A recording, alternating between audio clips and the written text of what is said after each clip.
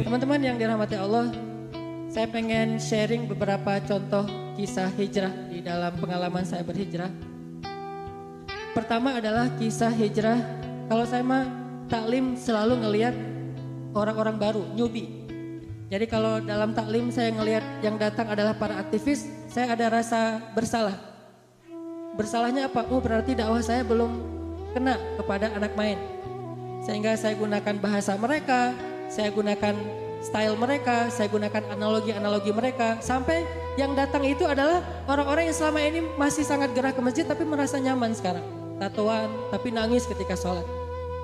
Tatoannya penuh tuh, kalau dia buka baju tuh penuh tatoan. Ada anak drifter yang balapan. Sampai pernah ada adegan di masjid kita tuh namanya Masjid Al-Latif, markasnya pemuda hijrah. Ada dua anak pemuda hijrah yang masbuk sholat isya.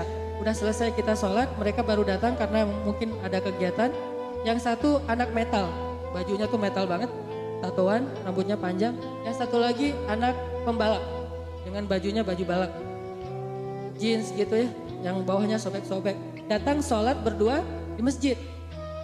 Karena mereka masbuk dan hanya tinggal berdua, akhirnya mereka bingung nih siapa yang bakal jadi imam. Dua-duanya juga baru hijrah. Hafalannya Al-Fatihah, Al-Ikhlas. Masih mending. Oh masih mending. Masih mending. Ada yang hafalannya Al-Baqarah ya? Iya.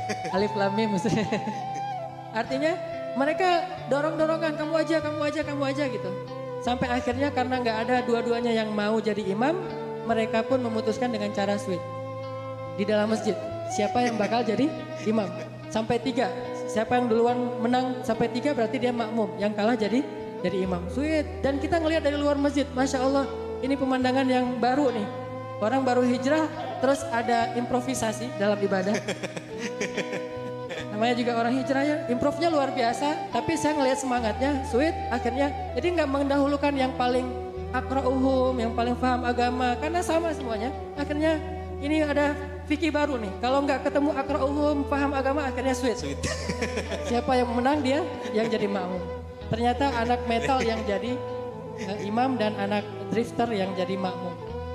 Dan sholatnya luar biasa. Walaupun sholatnya cuma baca Al-Ikhlas, tapi saya melihat air matanya mengalir di pipi mereka. Hanya Al-Ikhlas mengalirkan air mata. Kita udah baca Al-Baqarah, ngalir air mata karena kelamaan bacaannya. Nah, ini kapan rukuknya ini? Saya pernah sholat di Mesir, satu malam tarawih cuma 11 rakaat, tetapi satu malam itu 15 juz. Masya Allah. Dan saya cuma sekali saya sholat di situ. Itu juga karena saya nggak tahu 15 juz.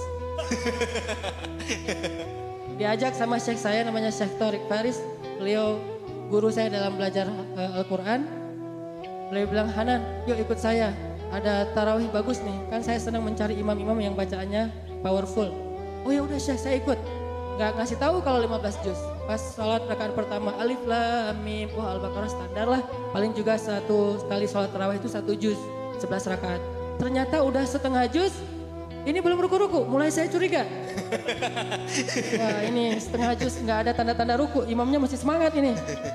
Sampai masuk saya kulus sufa belum ruku, akhirnya sampai akhir Al-Baqarah baru Allahu Akbar. Saya mengatakan dalam hati, ini cuma 2 rakaat saja, setelah itu saya pulang. Tapi rakaat kedua Ali Imran. Saya pikir rakaat kedua mungkin dia udah capek, paling juga Al-Ikhlas atau apa. Ini Ali Imran jadi hampir 4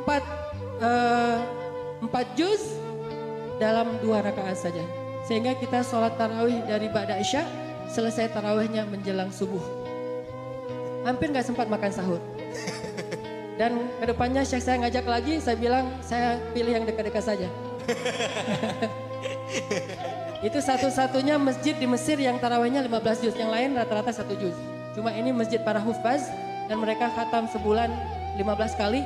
Dan setelah istirahat setiap 4 rakaat kita istirahat, saya nanya kepada seorang jamaah sebelah saya, kakek-kakek gitu.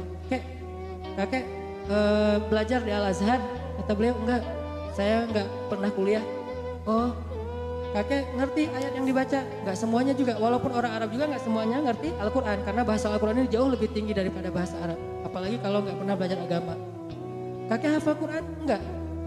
Kakek baru pertama ini ikut tarawih kayak gini. Saya sudah 10 tahun dek. taraweh di sini. Setiap tahun saya taraweh di sini. Saya tanya kepada beliau, Kek, saya tuh belajar di Al-Azhar, jurusan tafsir Al-Quran. Saya hafal ayat yang dibaca, saya paham sedikit-sedikit. Tetapi, dan saya lebih muda dari kakek. Kok saya nggak betah berdiri? Sedangkan kakek, tenang aja, saya udah garuk-garuk, udah. Untung aja saya nggak bersin-bersin. Udah, nggak, imam nih lama banget. Beliau tenang, khusyuk. Saya tanya, apa yang membuat kakek lebih betah dari saya? Kata beliau, kamu berdiri dengan tenaga kamu. Saya berdiri dengan iman. Masya Allah. Allahu Akbar.